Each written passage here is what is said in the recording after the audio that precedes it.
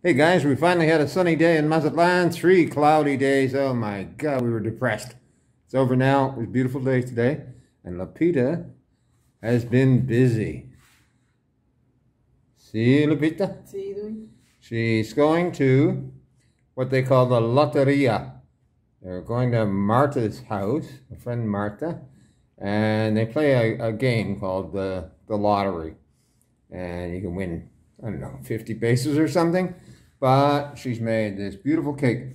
¿En qué es este pastel? Es un pan de vainilla bañado con 3 leches.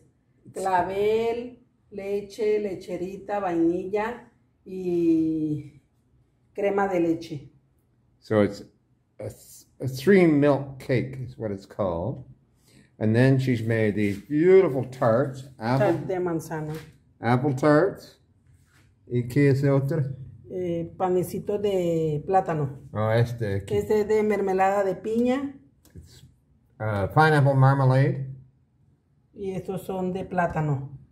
And this is a banana and sugar sort of tart. Con nuez. Con Nuez. nuez. ¿Este en inglés? No sé. Okay. I don't know what that word is. And nuez. I don't know.